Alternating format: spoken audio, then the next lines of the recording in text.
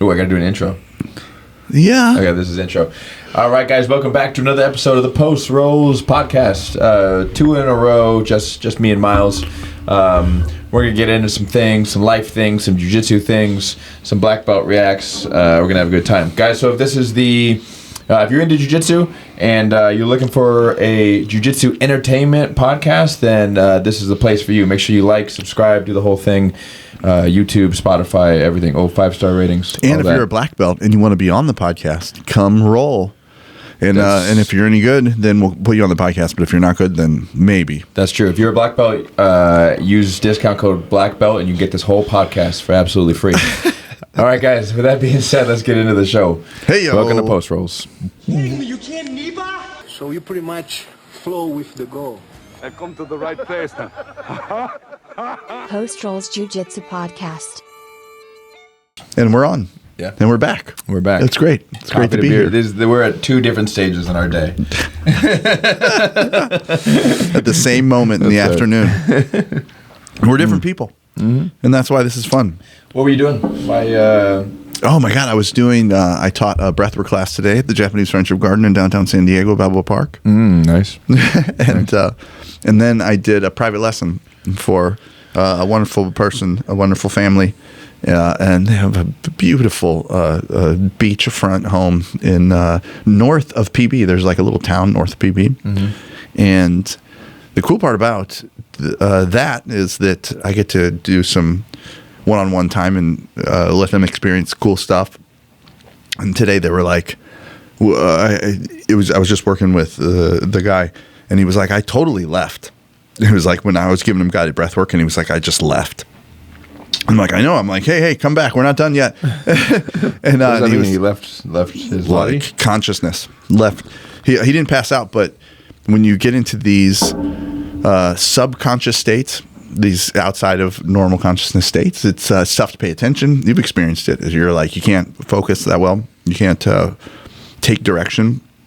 And he said at one point he stopped hearing my voice and he just slid off into the subconscious, which is super cool. I mean, that's why we do this stuff. You should have just got in your car. Yeah, just left. All right, I'll Venmo you request. But he never comes back. He just keeps going into space. That's right. Like, oh my God, how long have I been here? We found him in a coma in the backyard. Or if I just hid behind the door until he came back, that would have been pretty funny.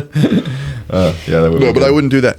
But I do love that too. I mean, for me personally, teaching jiu-jitsu privates, it's about the same. I charge about the same. Mm-hmm. I'd say I charge a little bit more with jiu-jitsu, but jiu-jitsu is a little harder on your body. It's way hard. Mm-hmm. And stay hard. Stay hard, baby.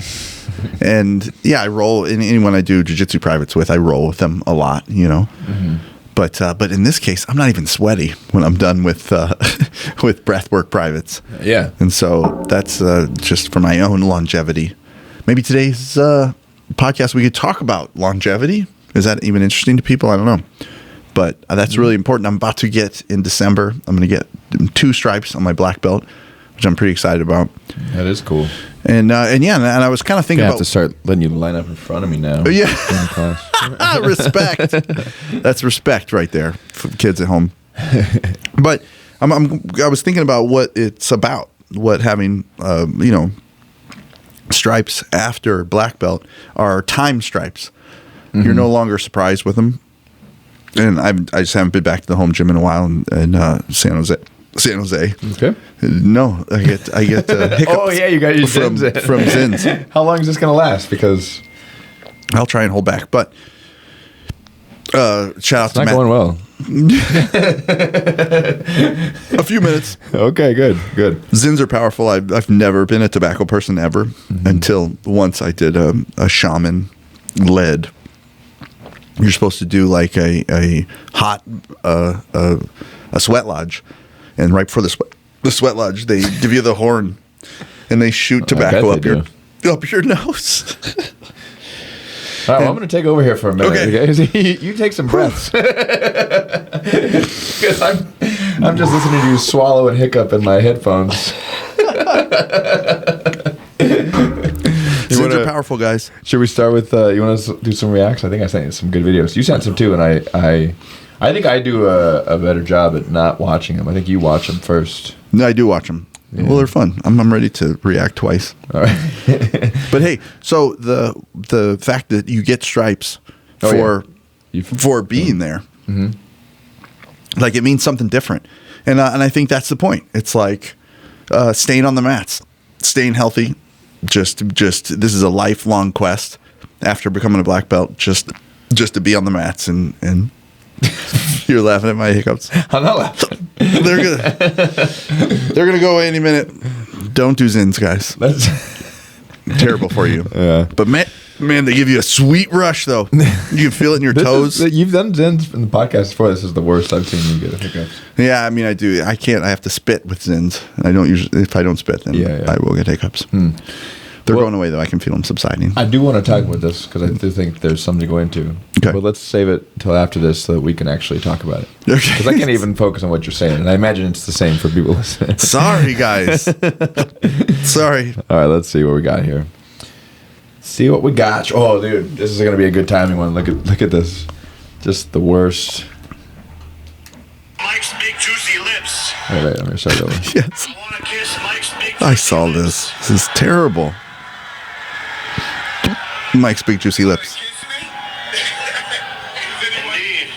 Huh? He said he wanted to kiss you. That's so ironic that he said that because I saw a picture of him dancing at 16 doing a little dance on YouTube, and for some reason I had to reject an erection. Oh my God. So Mike Tyson gets an erection from 16-year-olds. There's so much to unpack there.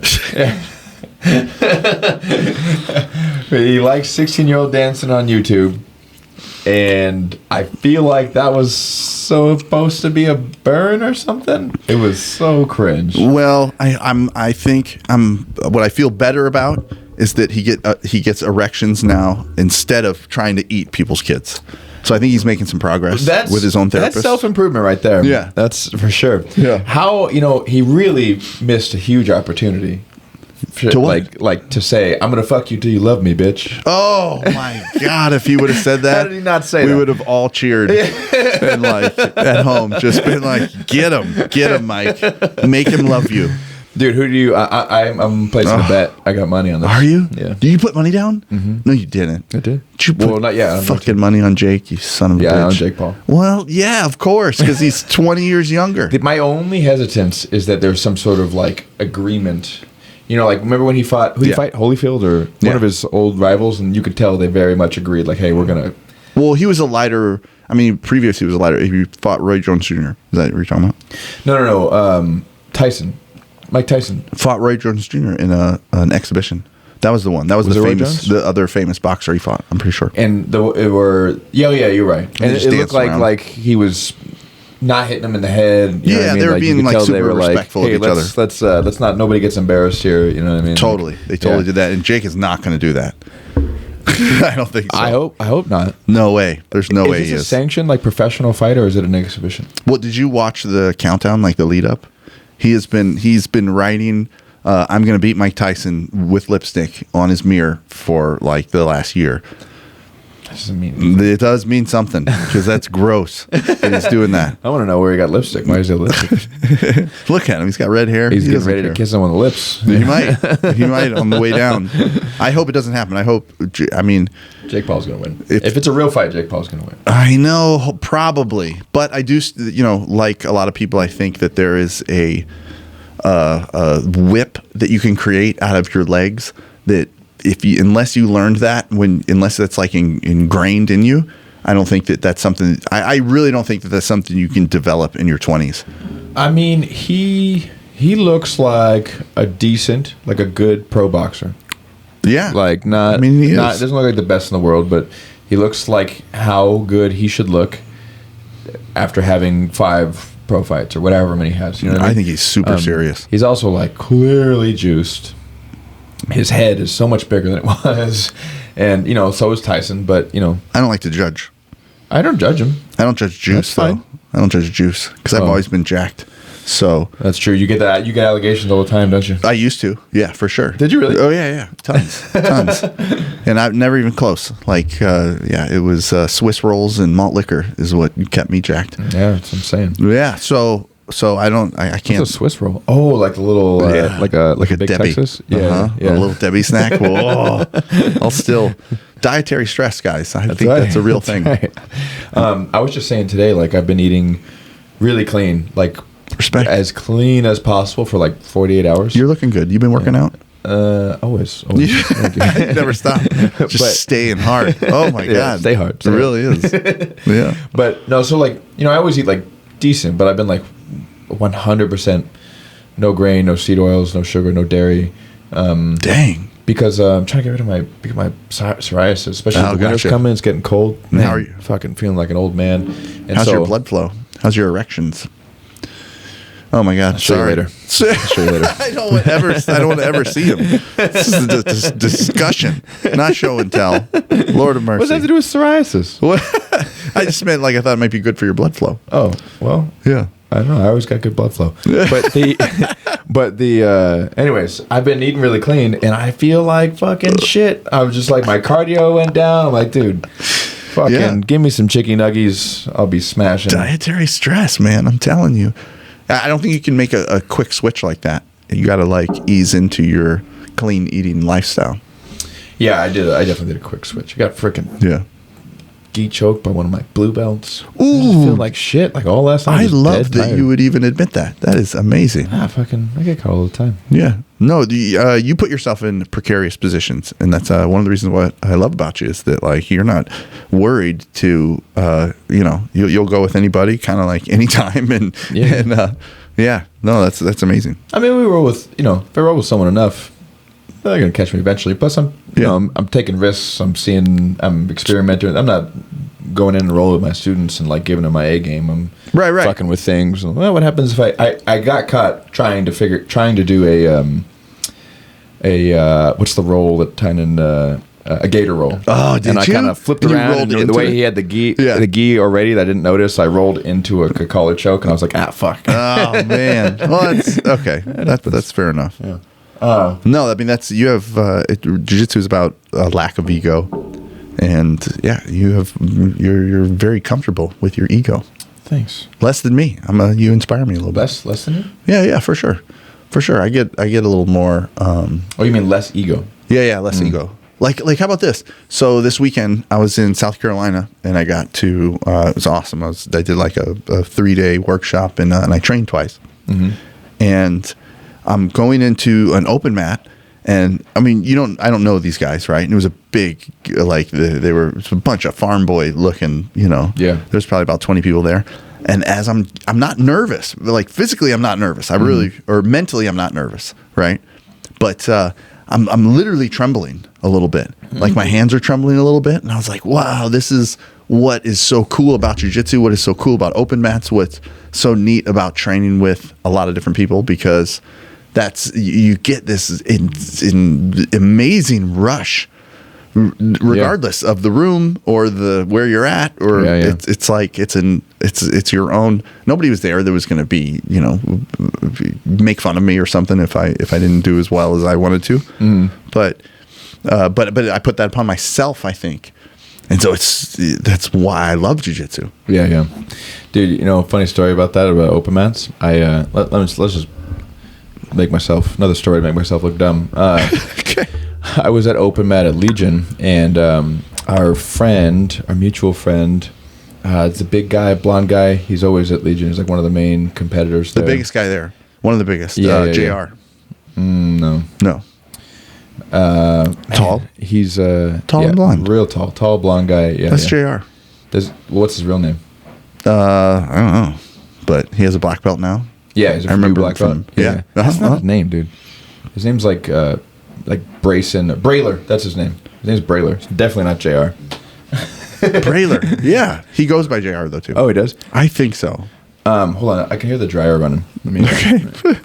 This is the most professional jiu-jitsu entertainment podcast that there is. We're close to a dryer because of all the training that we do. Make sure We keep things clean. Listen, guys, we wash them and dry them. If you do jiu-jitsu, you're aware that your second job is laundry. You know what I'm saying? Yeah, for sure. You gotta fucking do laundry all the time. It's laundry. It's healing from injuries. If you do jiu-jitsu and you don't have any injuries. That's right. So anyways, I was rolling with Brayler, and we get pretty good rolls. I would say we go pretty back and forth. And he was, he won Nogi Worlds as a brown belt, just got his black belt at like super heavy. Maybe not, I don't think he's ultra heavy. I think he's super heavy. Yeah. He's fucking big. Yeah. It's like 230. Yeah. And he put me in like a submission when we were rolling that I was like kind of shrugged off. I was like, nah. It was a choke. It was one of those where it's like a scissor choke where you have a Kimura grip with the legs locked around your neck. It's like a WWE gross choke. And I was like, nah, that's not gonna fuck. And I didn't give it the time of day. And then it got tight. And I went and I tapped. I get up and there's a fucking guy with a camera. Oh, he caught it. and then like this was probably a year ago maybe. And then one of my students was like, hey, I was like, who is this guy? Whatever. It's just some guy. And he was like, dude, I saw some random video, this highlight video, and you were in it, you got choked. And I was like, was it this and that? He was like, yeah, that was the one. I was like, that fucking guy. He had like a tiny YouTube channel, who are we? Who am I to talk? But less than 1,000 people. And somehow one of my students saw this highlight reel, and I was like one moment in the highlight reel. I was like, you motherfucker. That's fantastic. It's great. All right, next video. Let's finish these and let's come back to talk about stripes. I remember when he was a purple belt, and we were at Baroom's. We were rolling, and I always knew that I'm like, oh man, when he gets when he figures this out, this is gonna be big trouble. Yeah. But I just kept sweeping him and slamming him into the wall as like he would slide down the wall, and I wouldn't stop. I did it like 3 times, and I never. Forgot it because I'm like, I know that it's not going to continue to happen forever. Yeah. But we appreciate you, Brayler, friend of the podcast. Yeah, that's right. Okay, we talked about the Matt Hughes one, right? Did we go over that last? No, the one where the one about him not the weight gate. Oh no, do it again. We didn't talk about this. Okay, look. Did we? I don't think so. I heard a rumor about the UFC fighter who used to fake his weight cuts. No. So apparently Matt Hughes, who was the welterweight champion, he has a twin brother, and while he was making weight for his fights, it wasn't actually him. No. He used to get his twin to do it. Now, it's just a rumour, hasn't been proven. If it is true, it's both genius and scummy in equal measure. Is he smaller, like? His brother must be small, it must be easier. They're identical. But it's just the fact that if Matt Hughes doesn't actually make the weight. On the scale. Yeah, because if he doesn't make the weight, then he's fresh as a daisy for the fight. Wow. It's a very unique way of cheating. Oh my God. Very, very intelligent. But cheating in any form is scummy in my view. That's I've never heard that. One way I'd say good cheese. Dude, dang! I've never heard that. I knew he had a twin brother. Have you ever seen the movie The Prestige with Hugh Jackman and the guy that plays Batman, Christian Bale? They're like magicians. They're like battling magicians, and they're like trying to. This sounds lame, but it's a good movie. They're like trying to one up each other, and like the big trick that they're trying to do is like a teleporting man. Like he's there and then always there. Okay. And Hugh Jackman like basically goes crazy. He like finds Nikola Tesla in Colorado, whatever, and has him like try to make real teleporting devices. He like loses his mind basically, and then the end of the movie is that the other character just had a twin. And one of them had a missing finger, and they actually cut the twin brother's finger off and everything to make it look like real. And, oh man! Yeah. So that's Matt Hughes. It was about Matt Hughes actually, based on his life, based on true events. You think that's real? That he would do that? He did look bigger than people. He was huge. Yeah, he was huge. I mean, what a crazy way to cheat. And he seems like such a super honest. Like I can't imagine him cheating that way. But you're right. Yeah, he does seem that way. Yeah. Yeah, and he didn't cheat that train that hit him. So sorry, Matt Hughes. Lord of mercy. That train did not make weight. Huh? No. Oh my God, that's terrible. All right, next one. Let's see here. This one. Okay, hold on. This was I think a origin Japan between. Why did I send this? Okay, let me read this. According to House and Gracie, Maybe this was a Helson mistake. Gracie. Respect. That's how I Ancient started. history places jiu-jitsu origins in Japan between the 15th and 17th centuries. Helson argues that ancient India's martial art practices likely influenced the Yeah. Jiu-jitsu. Okay, I don't care about For this. sure. I don't know why I sent this to you. You sent this one. Let's see. Did I? Let's see. Out, around, behind. Oh! What does he say? It's such a good. It's. I think it's just the technique that I thought was awesome. Yeah. This is going to prevent the guy from curling my neck and give me the time that I need. Right? This hand's going to rotate in. So as I Animal black belt on IG. I'm going to come up in a triangle. This, I think, is the hardest part. Rick Milgareese. This arm is Bringing the hand through. Also, once I get this, I'm going to he Dangerous. could still just guillotine right here. Right. but I'm also going to hold here. For his grip as I rotate, I'm putting It's the so much Darce. That's pressure, really nice. It's going to break, but I'm going to have a hold of this. And so this works fantastic Pressure here. if you eat There's no choice, but as he huge hero subs and pasta for dinner, and you're a giant. Because Rick is. I think that's one of the... Oh, you know this guy? Yeah. That was one of. That's where I got my blue belt. Oh, really? It seems like one of those moves that it'll work if you little catch bit. someone off guard. Yeah. You know? Yeah. But... Because he really exposes his back and the second guillotine. Like when you're in an arm in guillotine, you bring Yeah. your arm to the same side as your head. That guillotine is much worse. You know, like it's way worse. So you got to like rotate through that and then expose your back and then rotate all the way around. Well, I'm not going to tell Rick he's wrong. I'm not saying he's wrong. I'm sure it works for him. Yeah. I'm sure it works for Yeah. him. Nogi's an interesting animal too. There's a lot of Slipperiness. Yeah. Yeah. I was thinking about this just last night because sometimes you see people post moves on Instagram and it's like, and that are like, I don't know about that one. You know what I mean? And, but Yeah, not sometimes, most of the time. Like 80% of them online. And I feel like I give people the benefit of the doubt. Like I don't think most of those people are intentionally lying. I don't think most of the people are being like, I'm just going to put this bullshit out there because, you know what I mean? Because I don't know anything else, whatever. Yeah. I think that there's a thing that happens like when you are the head instructor of your school, that if you're not like getting out there with other people that are not your students, things are going to work for you. Yeah. You know what I mean? Totally. And then you're like, this shit works. I do it all the time against my students. And I'm pretty sure that eventually you're just going to be able to like one finger make that's dojo exactly how those your guys students. exist. You know what I mean? Totally. That's exactly how those guys exist.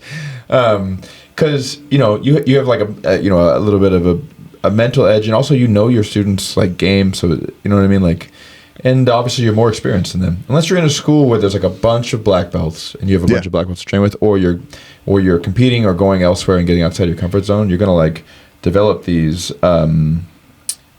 techniques that seem like they work all the time because they work against your students. You know what I mean? But well, that's the problem with not having enough training partners. yeah, So we're lucky here where, I mean, we could go to there's 30 open mats on a weekend, but a lot of, when I travel and I've run into places where they don't have as many, they want to test themselves against you because they don't have that many tests anymore in their own gym, you know? Yeah, for sure. I got this Brazilian guy named Igor that you haven't met yet that just moved and he started training with us.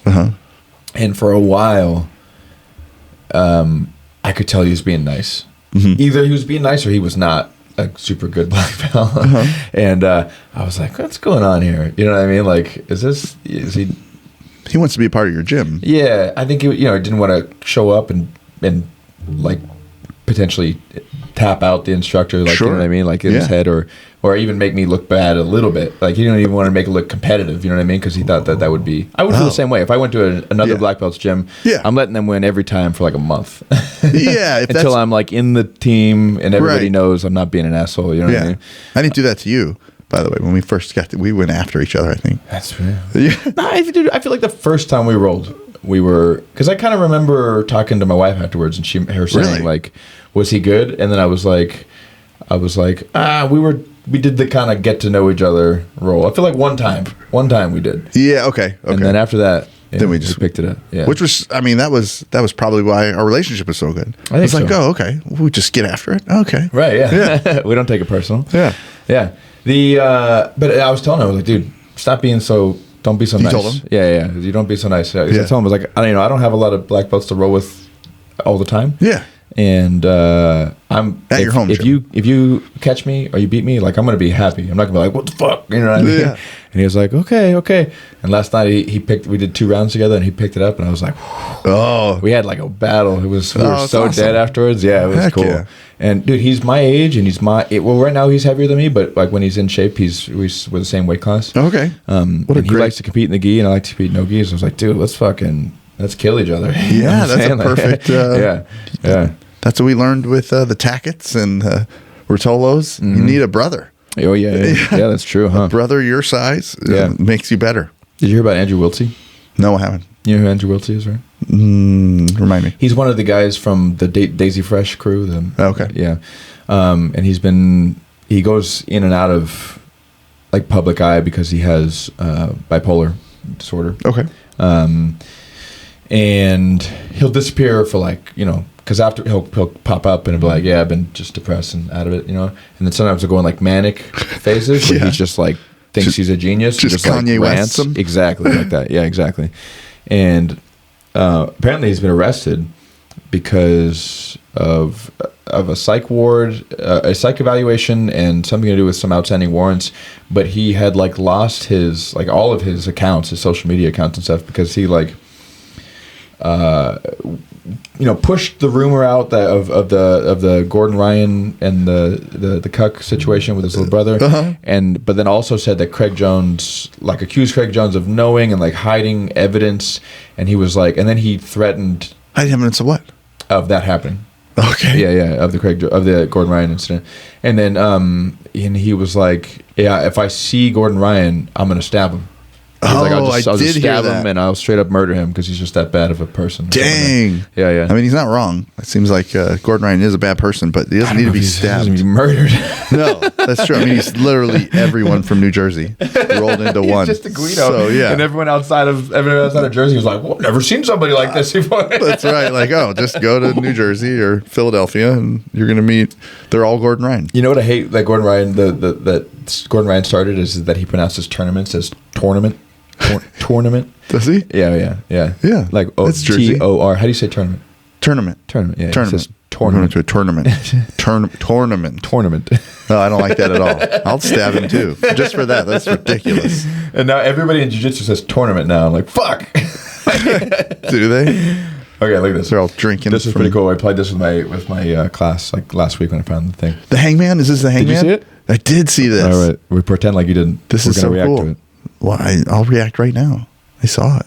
It's so good. Oh, So kids at home, you guys, you set up. One team game you can play in your jiu-jitsu class.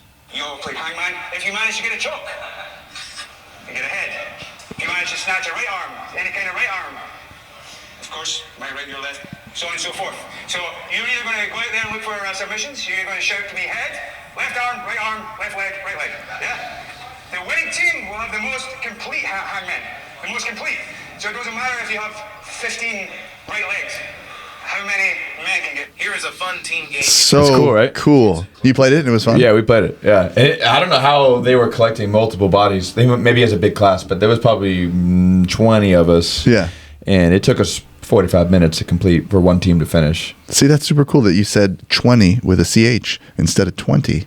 It is cool, right? Yeah. Yeah. 20. It's a 20 little faster. 20. 20? Was there 20 or 20? 20. No, it's 20. awesome. That's a super cool game. I've That's a never good time. played that game. But you know what I love about games like that is that you're progressing the game if you lose. And so I think you feel less bad about the submission. Because you're just like, okay, it's part of the game. It's like there's a game that's more important than what I just lost my armbar, or I just got armbarred. But Yeah. it's like, nobody cares. That's awesome because now we can progress the game and it's more fun. Yeah. I love doing shit like that. Sometimes we do a thing where we go 3-minute rounds. Okay. And if there's 0 subs, doesn't matter if who got subbed, but if there's 0 subs in your pair, you have 10 burpees. So you have to, if you go hard and you get the sub, you get the rest. But if nobody gets a submission, then you have to spend the rest doing your burpees. And then you got to go on to the next round. Well, burpees brutal. are the devil's movement. But I love that. One of the It's games, fun. my favorite game that we played before, I never heard of. There's not a lot of these jiu-jitsu games like this, but we would line up. It was 6 on 6, and of your 6 people, you'd pick your weakest guy, and that's the flag, and it was tap the flag, and so they would sit back in the cut, and then 6 on 6. Okay, wait, hold on. I must have missed something. Say it one more time. So 5 people would line up in the center. You separate the gym like a basketball court. Okay. 5 people line up in the center, and then they go at each other. Okay. Mm-hmm. So you got 5 people, so 10 people rolling, and then your flag is behind you, and he's the weakest of your team. Okay. And so if somebody taps, then you can go after the flag, or you can also double team and triple team people. So you can try and tap people. It's a little dangerous. It's a little dangerous of a game. This is an old school game, but man, if you're playing with experienced people, it's fun. Yeah, no, I mean, you could see the potential for injuries like easily, but because when you're double teaming people, and it was super easy to tap somebody. 2 arm bars at one time. Oh yeah. Well, I mean, just one guy holds one guy, and then you can just gradually just peel the arm away. But it was super fun. We used to play a game called Murder Ball, and we did it at a elevation fight team. It was like we'd do it as like a after practice or something like that, and it's rugby on your knees with submissions. So you have like a light medicine ball, like a 3-pound medicine ball, and you have to progress the ball down the field. But just like rugby, you can only pitch it backwards or like laterally. You can't throw it forward. Or at least I think that's the rule with rugby. Yeah. At least in this game, you couldn't like just chuck it to the end. That's rugby. You could only but instead of tackling, you could strip the ball. You could just straight up strip the ball from somebody. But you could also submit them. And so if you got submitted, you had to just drop the ball where you were, and then the other team could run it. And then, you just had to get to the end zone without getting submitted. But you have to stay on your knees so nobody's getting their fucking ACLs blown out. Or nothing. That's super fun. It is Matt Burn Central. Is it? But it's a lot of fun. You're all you could knee you could just 4 people jump on one guy, and then their team is trying to pull them off. I'm like, it's a great time. Super fun. All right. Well, I think that's it. We got one question. I think that's it. Did we? Reacts. Yeah, we got one question. Yeah. People care. People are listening. Yeah. They want to know what we think. Well, this is not medical advice.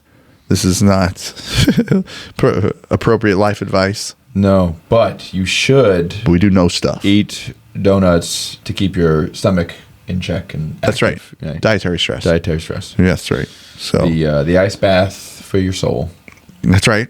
And we're gonna go with 6 donuts because you can easily eat 4 and be comfortable. But no, you have 5, to be uncomfortable. You have to groan afterwards. Otherwise, it doesn't count. Krispy Kreme, 6 Krispy Kremes, depending on the size we're talking about. Dunkin' Donuts kind of bigger. My psoriasis is itchy already. All that sugar and dough. Okay. Oh, I like this question actually, and it's something that I'm excited to hopefully answer. Why don't you see jiu-jitsu black belts being as prominent in MMA anymore? Ooh, I mean, I have a theory. Yeah, I have one too. You go first. Theory is, to get good at jiu-jitsu, to prolong your longevity in jiu-jitsu, you have to use some anti-jiu-jitsu. So I've always said that about 6 months of jiu-jitsu, or I always felt that like 6 months of jiu-jitsu, you could basically handle, if you're doing like combat-oriented jiu-jitsu, you could do amazingly well in any sort of street situation. 6 months, I think, is all you need. Against an untrained person. Yeah, against an untrained person. And so as we start to train more and more, then you start to fall along the lines of anti-jiu-jitsu. And like deep half is anti-jiu-jitsu. Right. It's jiu-jitsu designed to beat someone who's also doing jiu-jitsu. Yep. Yeah, exactly. Yeah. So I think that's probably happening in the community and leaking into MMA. And I think it's obvious too that jiu-jitsu is a lazy man's wrestling. I don't think, because wrestling, like, your strength, speed, and endurance is a huge part of wrestling, and it's like 0 part of jiu-jitsu. Yeah.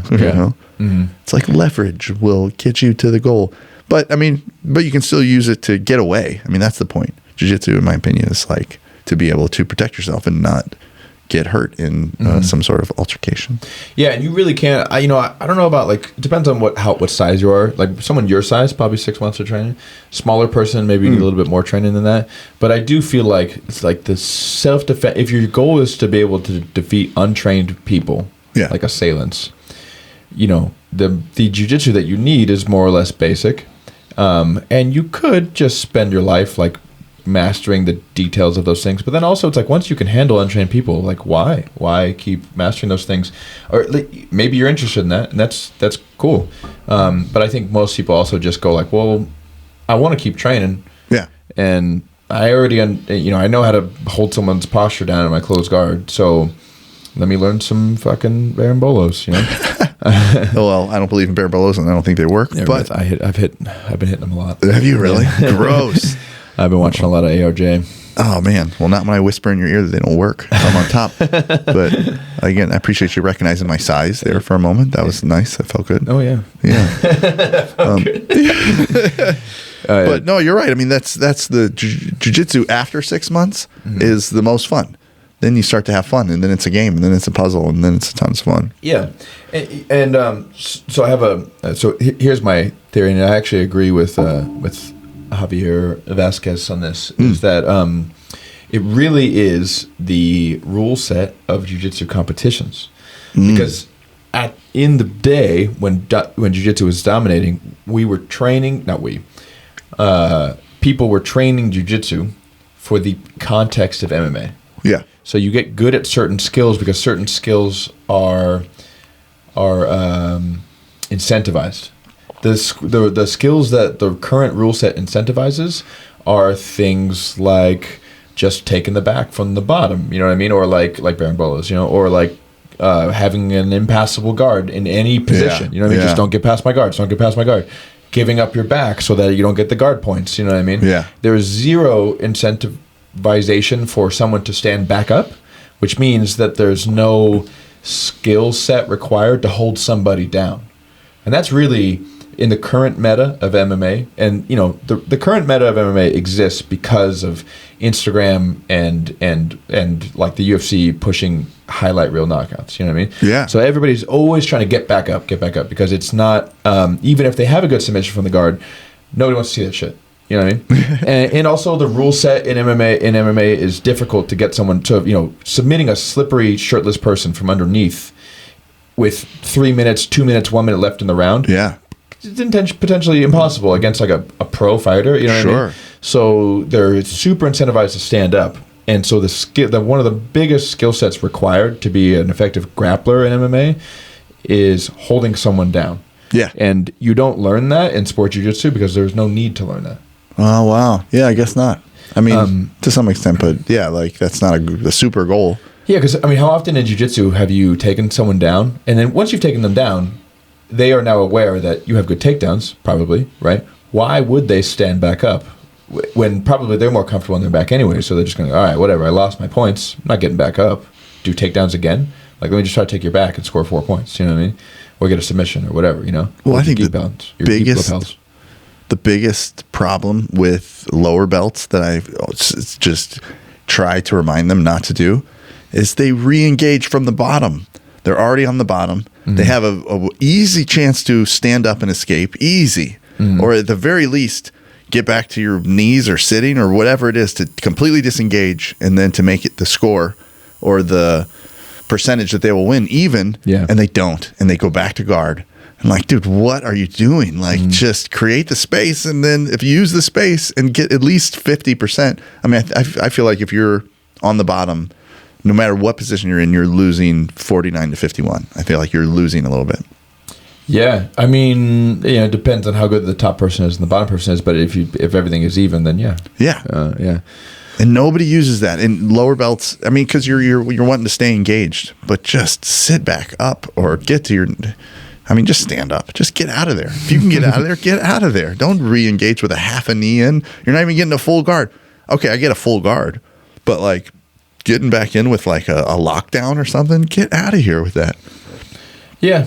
I mean, but so I think that the ADCC rules are actually going to do a lot to... I think that you will start to see young people, like, going through the ADCC competitions and then end up transitioning to MMA because the takedown game and the getting back up game, and because of the rule sets and because they penalize guard pulling, that you will see a lot of people getting good at getting back up and not being held down. The rule set, and also because there is a little bit of that. There's a lot more of that like showmanship that they push. They want people to be making highlight reels, subs, and there's a lot more of that there. So that encourages wrestling. And so like the takedown ability, you see like great jiu-jitsu people, but you know, when you think about like takedowns in jiu-jitsu only being worth 2 points versus like a guard pass or a back or a mount, the need to do a takedown is like to spend all of that energy, because takedowns are the most tiring part, you know, spend all that energy just to get 2 points. Why would you do it? So you think it should be worth more? I'm not saying it should be worth more or not. I'm just saying like that's why people aren't going to put a lot of effort into learning takedowns, because they're like, well, I could just pull guard. In jiu-jitsu tournaments, I heard this is a little bit ago, maybe 2 years ago, that 70% of the winners got the first takedown. First point. From a takedown. No, I think so. I think that's what it was. Got the takedown. 70% got the takedown. Nah. You don't agree? Maybe if you're talking about, are there white belts in that mix? I mean, yeah, of like, it was maybe all. Then, yeah, because people then, they pull guard, but they have a shitty guard. And they get points because they lose points on the takedown. No, I'm saying, well, because somebody pulled guard, then nobody got a takedown point. Well, but a lot of people will pull guard and get their leg tapped and then lose the 2 points because they pulled guard. That happens all the time. That's true, but I'm saying like to say 70% of people win with the takedown, I feel like you have to exclude guard pulls from that because nobody got a takedown. Okay, fair enough. If you say like if a takedown takes place, whoever got that takedown, 70% of them wins. That makes sense. I like how you're almost scesoring with your legs, with your. You know what I learned the other day when I teach triangles, I want people to bring their knees together. So I always go like this. I go, now squeeze. It's just it's gay.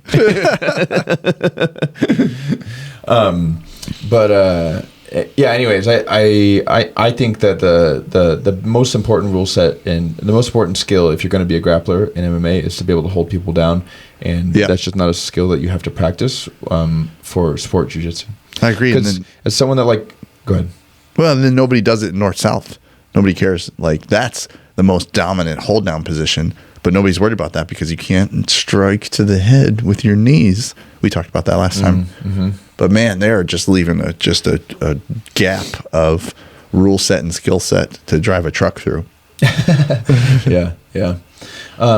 Because I think that's why all the Dagestan guys do well, because they have good grappling and the floor, the ground game for Sambo, like it's very comparable to jiu-jitsu, but they just have good takedowns. And they use fences so too. Many good Well, it's no, there's no walls in Sambo. I know, but are they all doing Sambo or they're doing MMA? Yeah, I'm generalizing, but Khabib had like a Sambo competition background, and I'm sure all of them didn't do Sambo, but that's the popular grappling art in the area. Okay. But yeah, the fence is a big thing. The fence is the great equalizer. Yeah. Because I was always like a jiu-jitsu guy that I'd be like, all right, when I would fight, I had to make that transition. Like, people don't want to do jiu-jitsu with me. So like you got to make them, you know what I mean? Yeah. And the wall is how you do it. Because the wall is the one thing that nobody has a base in. Like nobody has a background in wall wrestling. Oh, you know, so you got to change that at your school. Well, you could be the one wall wrestling jiu-jitsu, wall jiu-jitsu. We do need to get a pit though, huh? We're gonna need to get a pit. Yeah, sure. You will. Yeah. Have you not gotten one yet? Oh my god. No. So it's just like you just roll it in. I think you just drop it down. Lumber's expensive. That's true.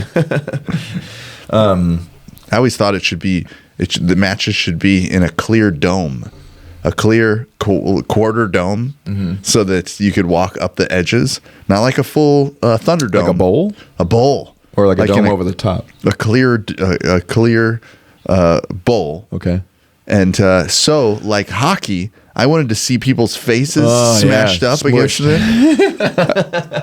And then someone brought it up after I told that, and they said, "Yeah, but then it gets all steamed up. The whole thing gets steamed up, and you can't see anything. Yeah, and right. then like all your production is you didn't account for the steam through the." I think I could see it just like a giant hamster wheel. You know what I mean? Yeah. All the way up over That's the top. that's Can't the escape you. Thunderdome. Do you remember the Thunderdome? From what? From Mad Max. Mad Max number, I don't know, 1 and 2, but then Mad I've Max seen it, but- 3 was the Thunderdome. It was literally a There's 3 domed cage. Mad Maxes. I mean, if you don't know them by heart, you I don't know. Are we talking about the one with like Tom Hardy in it? Tom Hardy was not in it. No, this is very old. This was it's on the tip of my tongue. I'm so sorry. Friend of the podcast, I'm sure. But the Thunderdome, Mad Max in the Thunderdome. You trying to remember the actress name? Yeah. Was it Mel Gibson? Mel Gibson. Yes, it was. Dang, the oldest Mel Gibson. He's eating dog food. He's just living on the land like a man. Living off the land eating dog food? Yeah, well, that was all that's He's left. growing his own dog food. Because all that left was gasoline, and they would fight to the death for a can of juice. Is that the concept of the movie? Is that there's just Yeah. a bunch of oil and all that's left is gasoline. yeah, you could tell that's an old movie. huh? Oh, Is it's that- super old. Tina Turner was We in ran it. out of everything except for gas. We had plenty of gas. Well, it wasn't plenty. They were fighting over it. Oh, that was the so you're fighting over who gets yeah, fuel. so you can get the hell out of there, I think. So you could fuel up your rig and get peace out. Why didn't people just why does everyone live on giant trucks? Why don't they just make a city?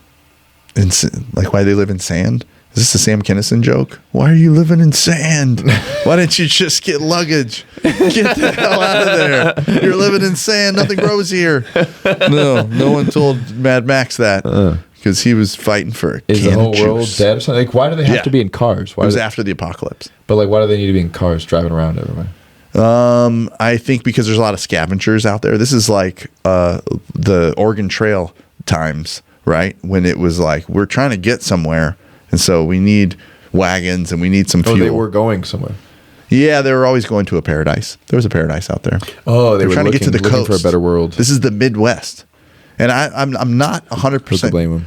Yeah, no, I'm not 100% sure that it's still not like that in the Midwest because the Midwest is awful. I think so. I think they drive around in modified Dodge Chargers and That's right. Eat No dog disrespect. food I'm from St. Louis, so I've been in the muck.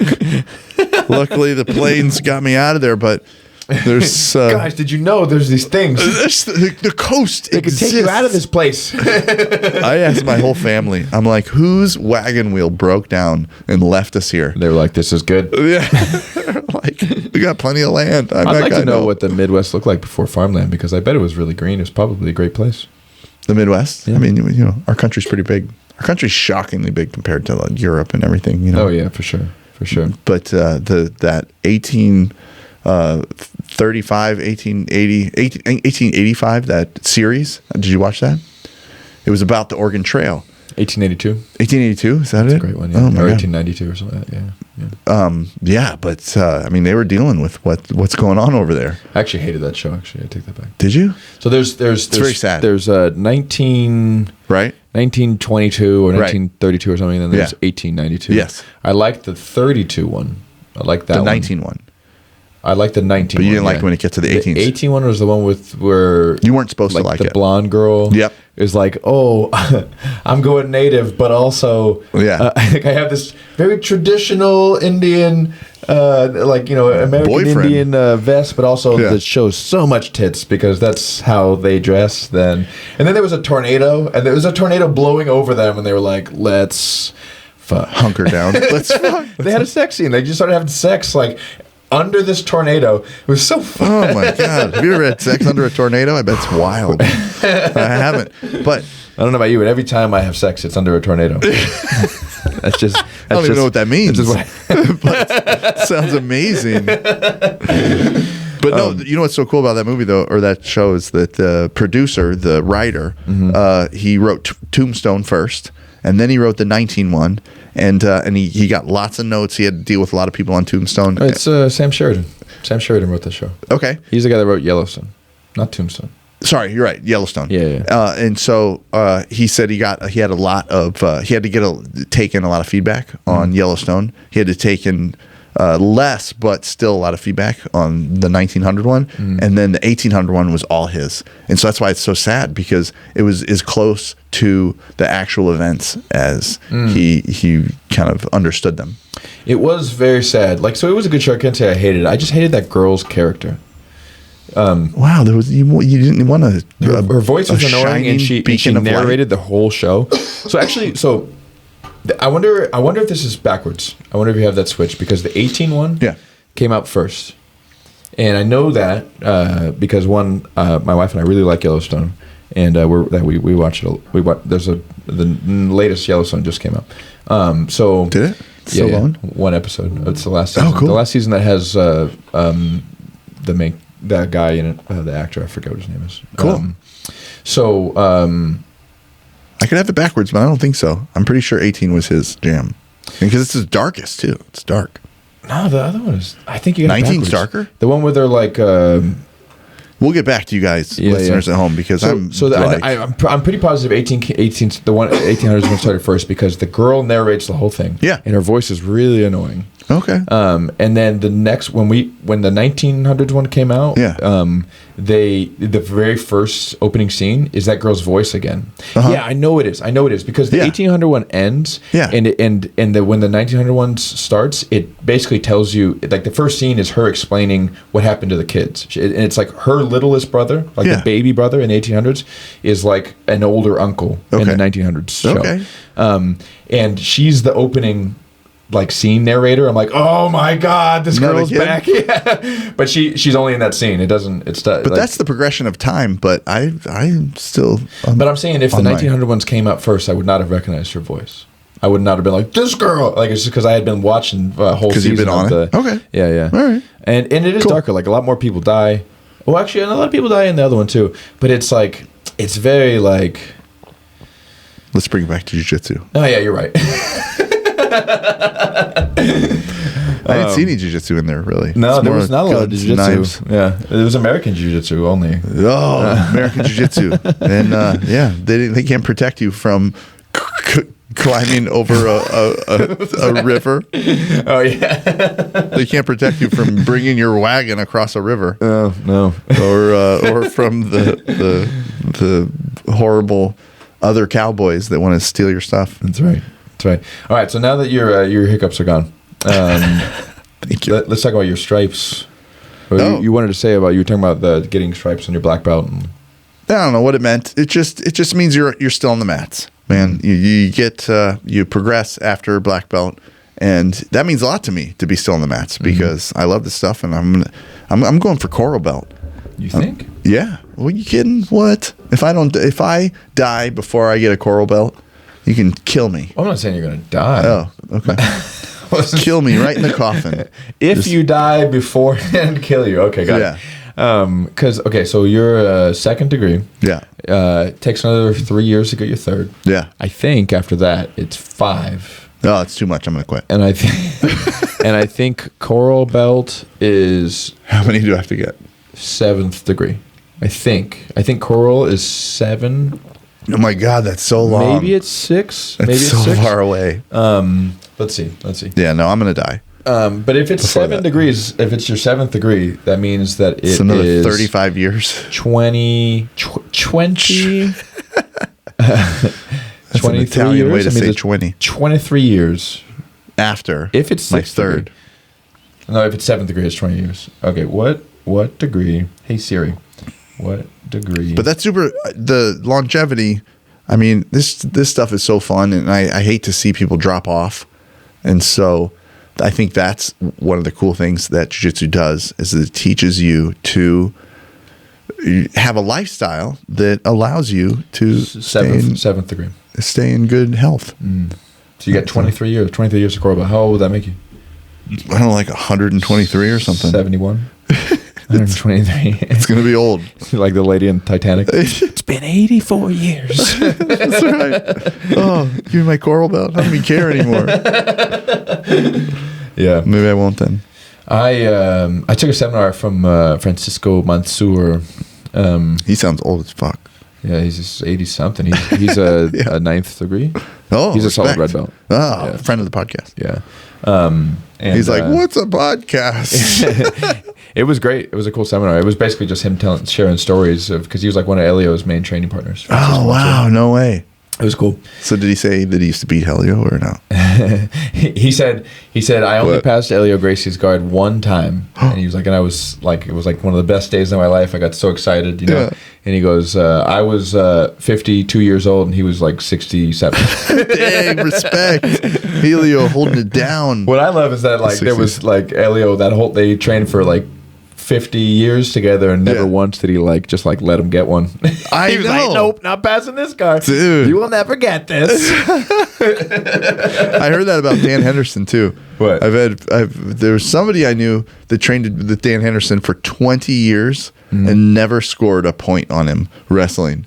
I'm like, dang, man, like, Dude, do better, learn more. More, yeah. Dan, take her easy a little. Shit, just give homie a point. Let him get one. Yeah. But that's what you want. I mean, we're talking about there's that I don't know, that guru factor of your instructor that you almost don't want to take it. You know? I like avoid that. I hate that, but I know what you mean. Yeah. I mean, I'm just saying that it exists. Yeah, it does. Yeah. And then that's when you start moving because they use their finger and you're like, oh, yeah. That's when you have to, you get into like, let me tell you something territory. It's a horrible Indian. And it wasn't Indian. It was? I don't think he's Indian. Have you seen the real video? Yeah. Where he's like getting pushed off of a bungee jump. He's super Indian. Oh, really? Yeah, he represents all of India, I'm pretty sure. All right. Well, there was one other thing. Oh yeah, I was gonna say that the best ever Dan Henderson quote ever was hit me. There was like some sort of live interview, and some heckler or something was yelling at somebody, and Dan Henderson was also on stage, but not the one being yelled at. Oh no, it was Joe Rogan. He was yelling at Joe Rogan, and then Joe Rogan was like, "Shut the fuck up before I have." Before I have Dan Henderson hold you down while I do something, I can't remember exactly. He was like, "I'm gonna have Dan Henderson hold you down." He was just like, "Why would I hold him down when I could just stare him down?" He said that to.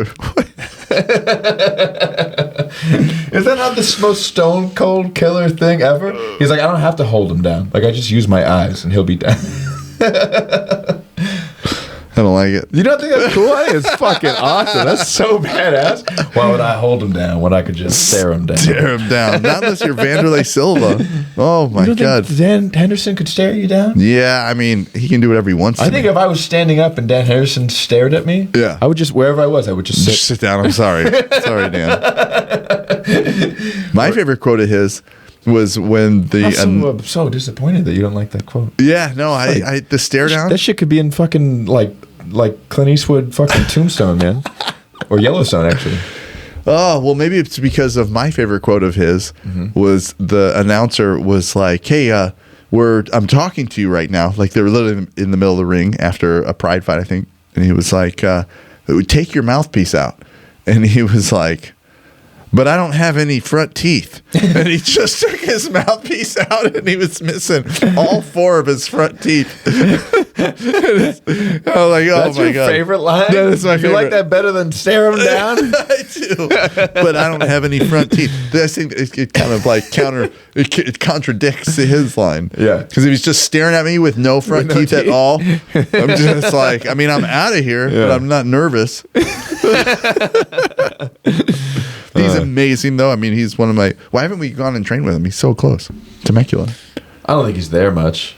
Hey, he's there a little bit. I go up there. Dan Henderson Training Center. I've gone up there a couple times. Yeah, it's a cool place. That's cool. They do fights. They have rings and stuff. Yeah. Oh, we should go up there. All right.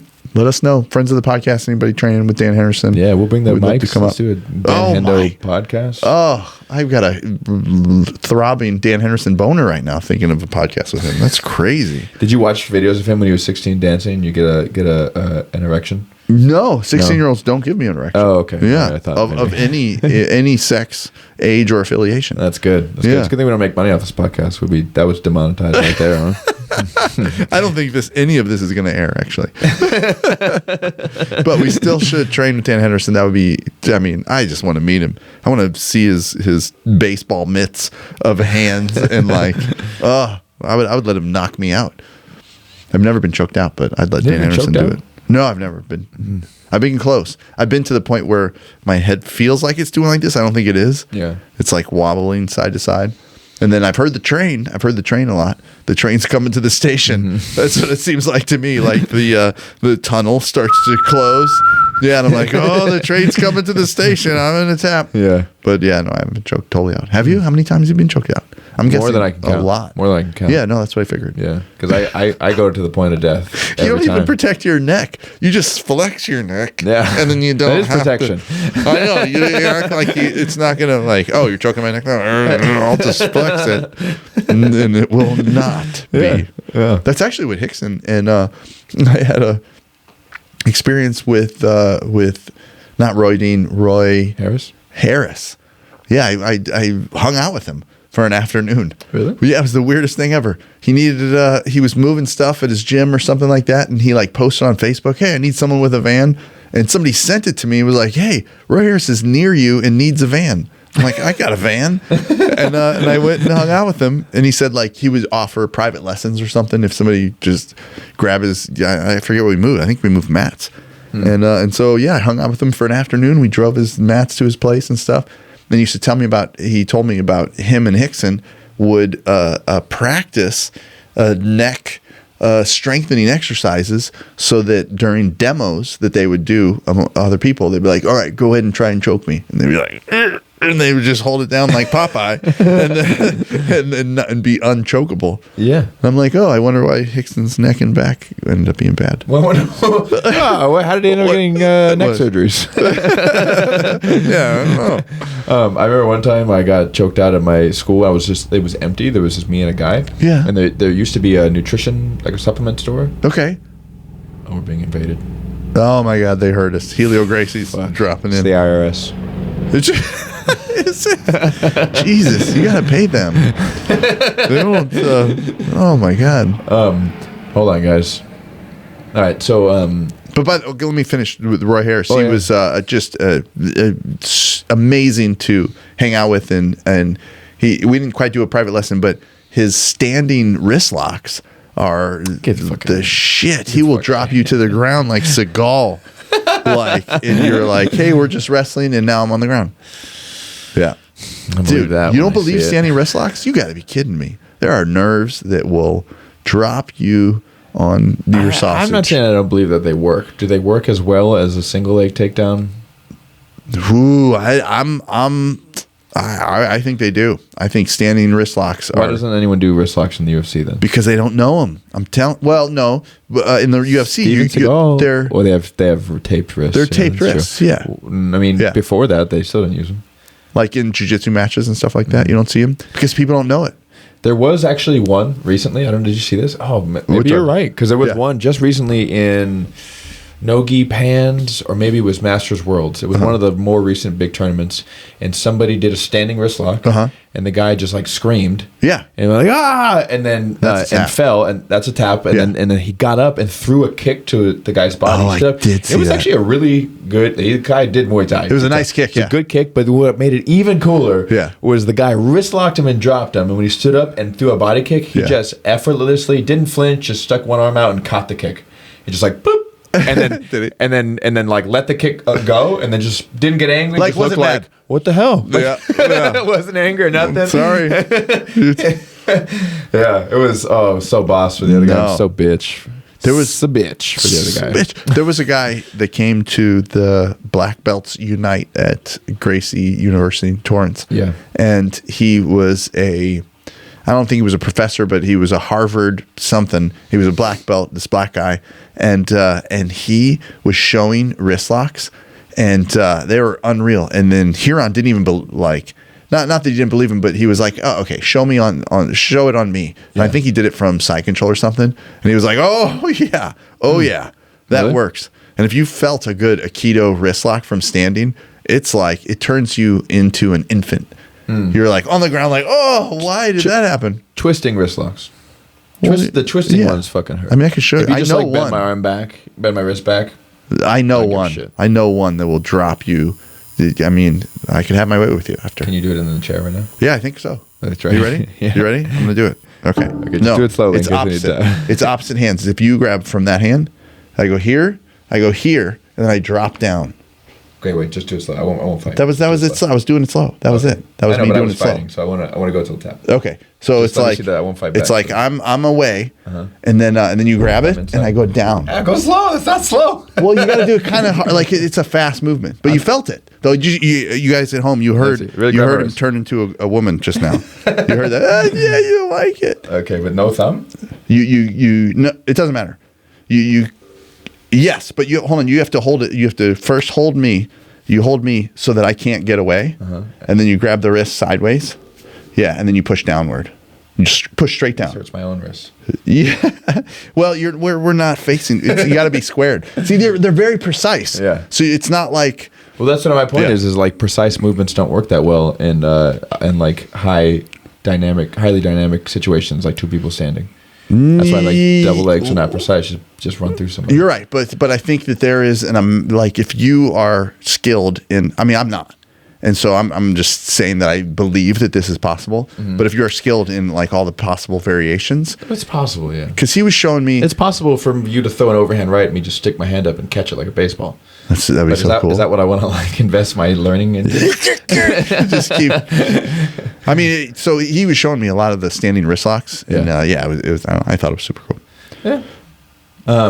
You know what one is brutal is the one where the guy has your lapel and you take out the bottom of your lapel and you wrap it over. Oh, and you spin, yeah. you spin underneath it. I mean, that's That'll break almost some wrists. rude. The twisting ones, those ones kill. But you felt that. I heard but- you but- guys and kids at home. You heard him feel that, and it wasn't what I'm just I standing felt right it. here. I felt it for sure. I know. So if you imagine if we were actually squared and I had the right angle, if all I do is just go like that, I just feel like You'd if drop. I grabbed your wrist, Yeah. and you did that, yeah, right? okay, Go ahead. Okay. You grab mine. Okay. And you roll that over.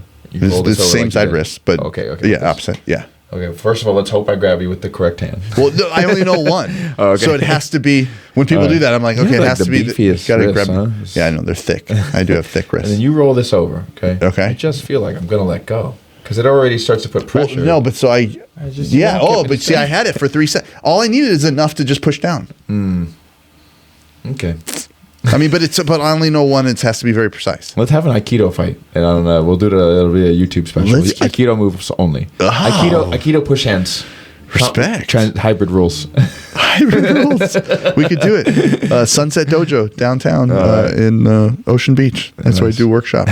It's like Aikido school. It's one of the. I think it's probably the oldest Aikido school in San Diego. It's awesome. Inside, you can smell the Aikido from the '60s. Gross. Yeah, I know, a little bit. All right, guys. I gotta go teach the kids class. What? Yeah. All right, it's time. Thanks everybody for listening. Like, subscribe. Comment. Push the bell. Oh yeah. Drop kick the bell and stay with us, baby. We're trying to keep it real. Also, send in your questions. You can just leave them in the comments on YouTube, or if you listen on Spotify, you can just DM us on Instagram. I think we're at Post Rolls Pod or at Post Rolls Podcast, one of the two. I hate that you only think that you don't know for sure. Well, hold on, guys. Our URL. If you really have a question, just wait a fucking second. Hit us. We love your questions. We love doing this. We just want you guys to enjoy your guys' podcasts and the stuff that you're doing. We are happy. at Post Rolls Pod, all one word. Yeah. No punctuation or nothing. So send us your questions. Same on YouTube. Good questions, real ones, funny ones, whatever. We're also on Spotify with video, guys. Not that many people are on Spotify with video, but we are. That's right. So enjoy. All right. Thanks for listening. Peace. Os.